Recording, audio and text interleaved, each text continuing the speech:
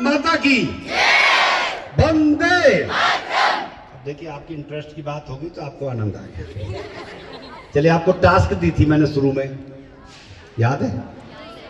नहीं याद है? याद है, बताओ क्या कही थी?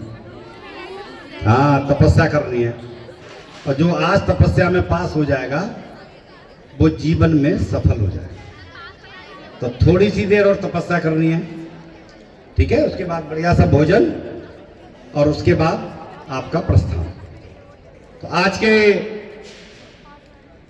कार्यक्रम के मुख्य अतिथि बहुत ही डायनेमिक अधिकारी, इतनी यंग एज में आपने इतना मुकाम हासिल किया, जो आप सबके लिए प्रेरणा के स्रोत हैं, ऐसे श्री अखिलेश यादव जी, प्रबंध समिति की अध्यक्षा, कोऑपरेटिव बैंक की चेयरमैन, पूर्व में जिला पंचायत की अध्यक्ष रही, एक स्कूल की प्रिंसिपल भी रही, ऐसी डॉक्टर उमेश कुमारी बहन जी, हमारे उपाध्यक्ष डॉक्टर राजेश अग्रवाल जी, जो कि टीएस कॉलेज से केमिस्ट्री विभाग से सेवानिवृत्त हैं, काफ़ी लंबे समय सेवाएं दी, श्री राजा बाबू जी एचपी इंटर कॉलेज से रिटायर हैं और वर्तमान में उप प्रबंधक हैं, श्री सुदेश गौड़ जी,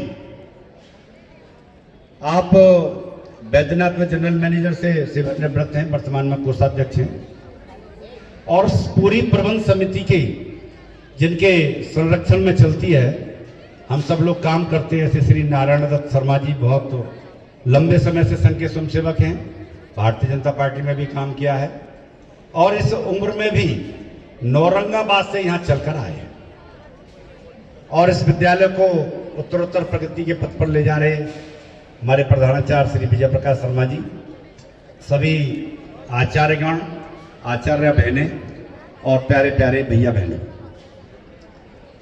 अभी हमारी अध्यक्षा महोदय ने आपको संस्कार की बात की, तो हमारे चीफ गेस्ट ने आपको जीवन में आप क्या करेंगे, किस रास्ते पर जाएंगे, ऐसी कुछ बातें समझाएं। तो प्यारे बच्चों, अब ये गीत गाया, कभी अलविदा न कहना, तो ये बात ठीक है कि आप इस विद्यालय को छोड़कर जा रहे हैं, और मुझे लगता नहीं है कि कोई विद्यार्थी अगले साल इस विद्यालय में जो 12th में एग्जाम देगा शायद यहाँ रुकेगा। तो ये अच्छी बात है, ये मेरी शुभकामना है पूरी प्रबंध समिति की तरफ से, पूरे विद्यालय परिवार की तरफ से। लेकिन हमारा संपर्क अपने विद्यार्थियों के साथ, अपने सहपाठियों के साथ, अपने आचार्य आचार्यों के साथ सदैव जीवंत बना रहे, ऐसा प्रयास हम सबको करना चाहिए। साथ ही एक अच्छे नागरिक के नाते, एक संस्कारवान नागरिक के नाते हम जीवन में क्या कर सकते हैं, ये प्रयास हमको करना चाहिए। हम जीवन के जिस क्षेत्र में भी जाएं, हम उसमें अच्छा करें। ये चिंतन हमेशा करें कि हमारे द्वारा हमारे परिवार का, हमारे समाज का, हमारे राष्ट्र का कोई नुकसान न हो जाए, हमारे किसी कृत्य के कारण से कोई बदनामी हमारे परिवार की, हमारे विद्यालय की, हमारे समाज की, हमारे राष्ट्र की ना हो। यदि ये हमको हमने महसूस किया, तो मुझे लगता है कि हम जीवन में ऐसे बहुत सारे क्षण आते हैं जब हम बुराइयों से बच सकते हैं। अपना एक उदाहरण मैं देता हूं। मैं बीएससी में डीएस कॉलेज का छात्र था, और मेरा एक मित्र था जिसका अलीगढ़ जनपद में एकमात्र बार का उसके पास लाइसेंस था। उसकी बहन की शादी थी। मैंने सुना था कि पिक्चरों में दारू बहती है। पहली बार मैंने देखा कि कितनी प्रचुर मात्रा में दारू का प्रयोग उस कार्यक्रम में हो रहा था। मैं गांव से आया था, और गांव का विद्यार्थी या गांव का बच्चा कितना बोल्ड होगा आप समझ सकते हो। गांव से आने वाला विद्यार्थी तो वैसे ही हीन भावना से ग्रसित होता है शहर में आने के बाद। और मेरे सारे मित्रों ने मुझसे कहा कि आप आज इसका सेवन कर लो। मैंने कि मैं पीता नहीं। तो बोले अंगूर का पानी है, जौ का पानी है, गेहूं का पानी है, पता नहीं क्या क्या का पानी बताया। मैंने कि मैं सादा पानी पीता हूँ। तो बोले हमारी दोस्ती टूट जाएगी। मैंने कि जी नमस्ते, मैं चला अपने घर। कहने का अर्थ क्या है, यदि उस दिन मैंने अपने ऊपर, चूंकि मैं राष्ट्रीय स्वयंसेवक संघ का स्वयंसेवक हूँ, कार्यकर्ता हूँ, विद्यार्थी परिषद में भी काम करता था, मैंने अपने संगठन का अंकुश अपने ऊपर महसूस किया, मैंने अपने परिवार का अंकुश महसूस किया, मैंने अपने माता पिता का अंकुश महसूस किया कि मेरे कारण कोई ऐसी घटना न हो जाए जिसके कारण बदनामी मिले। उस अंकुश के कारण से मैं उस बुराई में जाने से बच गया। परिणाम कि मैं आज तक सुरक्षित हूँ।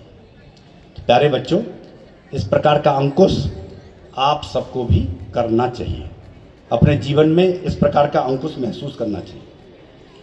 आप कौन सी बात जीवन में आपके कानों में पड़ जाए और आप बदल जाएं, तो जब भी कोई बात होती है, ये बात मैंने अभी मुख्य अतिथि के उद्बोधन से पूर्व भी आप लोगों से कही थी, अभी भी बहुत सारे बच्चे सुनने का प्रयत्न नहीं कर रहे हैं, अभी भी बातों में लीन हैं। तो बेटा, जीवन में कौन सी बात आपके कानों में पड़ेगी और आपका जीवन बदल जाएगा। एक बात मैंने सुनी थी जब मैं डीएस कॉलेज में था, एक सेंटर चलता था व्यावसायिक शिक्षा का, उसका मैं विद्यार्थी था। तो जो टीचर पढ़ा रहे थे, उन्होंने अनौपचारिक बातचीत में कहा, कई बार हम सुबह जल्दी तैयार हो जाते हैं, स्कूल जाना हो, कहीं बाहर जाना हो, और कुछ समय, कुछ मिनट का समय हमारे पास होता है और हम उसको वेस्ट कर देते हैं।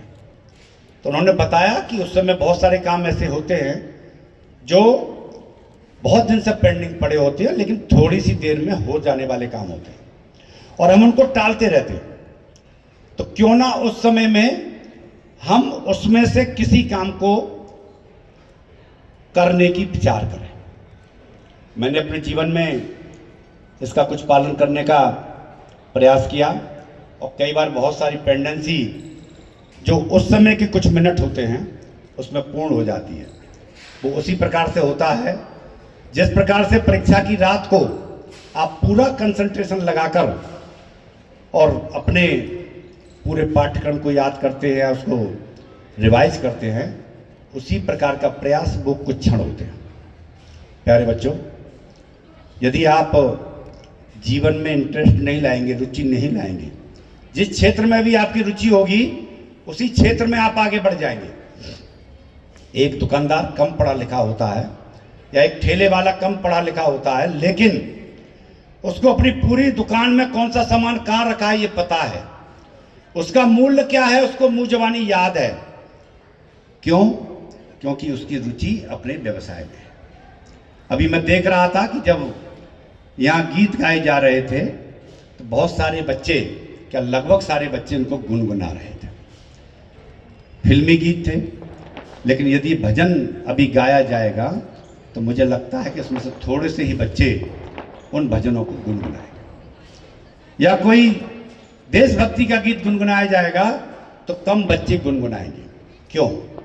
क्योंकि हमारी रुचि फिल्मी गीतों में है। हमको आनंद उन्हीं गीतों में आता है, इसलिए हमको वो गीत सुनकर याद हो जाते हैं। तो हमारी रुचि का केंद्र क्या हो, हमारी रुचि किस चीज में होनी चाहिए? हमारी उम्र पढ़ने लिखने की है, हम विद्यार्थी हैं, तो हमारी रुचि पढ़ने लिखने के साथ साथ अन्य चीजों में भी होनी चाहिए। लेकिन जीवन का जो आनंद है वो आनंद काय में है, ये हमको पता होना चाहिए। क्या हम सिर्फ जोर जोर से चीख लें, चिल्ला लें, डांस कर लें, वही आनंद के क्षण है? क्या आनंद उसी में है? आनंद हमारे हृदय में होता है, हमारे मस्तिष्क में होता है। तो जिसमें भी हम आनंद लेना चाहेंगे उसमें ही आनंद की अनुभूति होगी, बशर्ते हम उसमें डूब कर और काम करें, उसमें रुचि लें। यदि हमारी रुचि पढ़ने लिखने में नहीं होगी तो हमको कभी आनंद नहीं आएगा। जिन बच्चों की रुचि पढ़ने लिखने में हो जाती है उनको आनंद किसी और चीज में आता ही नहीं है। वो रात दिन पढ़ते रहते हैं, उनके सड़क का शोर हो, विवाह का शोर हो, कई दफे घर हमारा गेस्ट हाउस के पास है, रात दिन म्यूजिक बज रहा है, लेकिन पढ़ने में यदि हम लीन हो गए, हमको आनंद की अनुभूति हो गई, यदि हमने उसमें तपस्या कर ली, हमने उसमें समाधि लगा ली, तो उसी में आनंद आएगा। हमको कोई भी शोर, कोई भी बाहर का व्यवधान हमको डिगा नहीं पाएगा।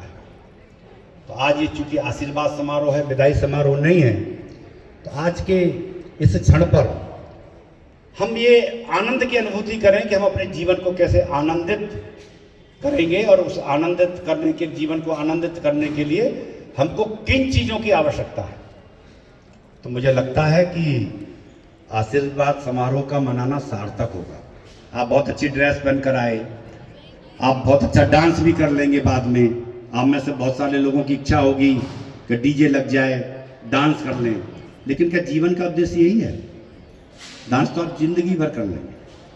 जिस विवाह शादी में आप जाते होंगे डांस करते ही होंगे, अच्छे वस्त्र पहन के जाते ही होंगे, लेकिन विद्यालय में पढ़ते समय हमको आनंद की अनुभूति किस चीज़ में होनी चाहिए? हमारे जीवन का लक्ष्य क्या होना चाहिए? मुझे लगता है कि इन बातों का विचार करके यदि हम लोग जाएंगे तो आज का ये जो आशीर्वाद समारोह है सार्थक होगा। अभी हमारे मुख्य अतिथि बता रहे थे कि बिना तनाव के हमको जीना चाहिए, बिना तनाव के हमको परीक्षा में जाना चाहिए। बात ठीक है। मैंने अभी कुछ दिनों पूर्व एक समाचार पत्र में एक आर्टिकल पढ़ा, तनाव भी दो प्रकार का होता है, एक सकारात्मक एक नकारात्मक। तो यदि हम तनाव नहीं लेंगे तो लगता है कि शायद जीवन में बहुत सारी चीजें कर नहीं पाएंगे। मैं आपकी बात को काट नहीं रहा हूं, लेकिन सकारात्मक तनाव यदि हम लेंगे, अपने जीवन में आगे बढ़ने के लिए चिंता करेंगे, उसके लिए प्रयास करेंगे, माने उस तनाव को हम कह सकते हैं हम प्रयास करेंगे, तो मुझे लगता है कि उसकी सार्थकता कुछ सिद्ध होगी। बार बार हम ये कहते रहे कि आप पढ़ो पढ़ो पढ़ो, यदि जीवन में आपने प्रेरणा प्राप्त कर ली, आपके मन में आ गया कि मुझको ये बनना है, तो मुझे लगता है कि किसी को कहने की आवश्यकता नहीं है और आप जीवन में स्वतः अच्छे नागरिक बन जाएंगे। इसका भी एक उदाहरण मेरे जीवन में आता है, मैं बार बार सब मंचों से बोलता हूँ। पिताजी की डेथ के कारण से मुझे कुछ ट्यूशन करने पड़े। 3 बच्चे थे जो पार्वती प्रेमा जगाती नैनीताल में पढ़ते थे और पढ़ाई में अच्छे नहीं थे। मैंने कुछ दिन उनको पढ़ाया, पुनः परीक्षा हुई, उसमें पास हो गए। आकर बाबूलाल जैन इंटर कॉलेज में उनका एडमिशन हो गया और उनके अंदर ऐसी प्रेरणा जागृत हुई कि आज बड़ा बच्चा जज है, छोटा बच्चा पीएचडी करके सिक्किम में अच्छा काम कर रहा है और बहन जो है वो एमबीबीएस एमडी डॉक्टर है। ये मेरे जीवन की सबसे बड़ी घटना थी जिसमें बच्चे प्रेरित हुए और प्रेरित होकर उन्होंने जीवन का एक अच्छा मुकाम हासिल किया। तो प्यारे बच्चों, आप भी ये प्रयास करो कि अच्छी बातें सुनो, अच्छी बातें कहो, अच्छा संगीत, अच्छे गीत आप सुनेंगे, जैसा सुनेंगे वैसा मनन करेंगे, चिंतन करेंगे, वैसा ही आपका जीवन बनेगा। तो आज ये हम प्रण करें कि हम अच्छी बातें ही सुनेंगे, अच्छी बातें ही बोलेंगे। अभी खट्टी मीठी बातें लेकर हम सब लोग जाएंगे। कुछ इस विद्यालय के बारे में आपकी यादें अच्छी होंगी, कुछ खराब भी होंगी, लेकिन हम खराब बातों को यहाँ छोड़कर जाएंगे। किसी आचार्य ने आपसे कुछ कहा होगा तो वो आपके हित के लिए कहा होगा, क्योंकि किसी भी शिक्षक का ये उद्देश्य नहीं होता है कि किसी बच्चे को हमको दंडित करना है। तो अच्छी बातें लेकर जाएंगे। अभी आईटी की बात एक छात्रा ने कही थी, बात अच्छी है। आईटी की लैब इंटर में भी होनी चाहिए, आईटी होनी चाहिए। सत्यन जी यहाँ बैठे हैं क्या? सत्यन जी, विजय जी, जरा प्रयास करेंगे आईटी में किस प्रकार से हम आगे बढ़ सकते हैं। इंटर क्लासेज में आईटी एक सब्जेक्ट के रूप में हम अपने विद्यालय में प्रारंभ करें, ऐसा हम प्रयास करें। अच्छी बात है, उन्होंने एक दिन के प्रधानाचार्य होने के नाते अपनी बात कही थी। बहुत सारी बातें आपको मैंने आश्वासन दिए थे, कई बार मैंने आप लोगों से संवाद किया, बहुत सारी बातों के आश्वासन दिए थे। बहुत सारे आश्वासन प्रबंध समिति की ओर से पूर्ण करने का प्रयास भी हुआ, कुछ आश्वासन किन्हीं कारणों से रह गए। तो मैं आज प्रबंध समिति की ओर से आपको आश्वस्त करता हूं 12th के बच्चों को, और जो कमियां आपने महसूस की हैं उन कमियों को आने वाले समय में पूर्ण करेंगे, ताकि आने वाले बच्चे अच्छी शिक्षा ग्रहण करके अच्छे नागरिक बनकर सरस्वती विद्या मंदिर सीनियर सेकेंडरी स्कूल खैर रोड से जाएं। मुझे लगता है कि आज के इस अवसर पर इतनी बात कहना ही पर्याप्त है। बाद बाकी रास्ते सबके खुले हैं, कभी भी आप मन की बात कह सकते हैं, प्रबंध समिति के सामने भी और अपने गुरुजनों के सामने। तो मैं पुनः आप सब लोगों को अपनी हार्दिक शुभकामनाएं और आशीर्वाद देता हूं कि आप जीवन के क्षेत्र में जिस क्षेत्र में भी जाएं अच्छे नागरिक बने और इस राष्ट्र के परम वैभव को ले जाने के लिए अच्छा प्रयास करें। अभी जो स्कूल के हेड सुने जाएंगे उनके लिए भी मेरी अग्रिम शुभकामनाएं। धन्यवाद। आपने ध्यान से सुना, आप अपनी तपस्या में पास हुए, ये मेरे लिए प्रसन्नता का विषय है। धन्यवाद। Thank you so much, our manager sir, for a beautiful speech.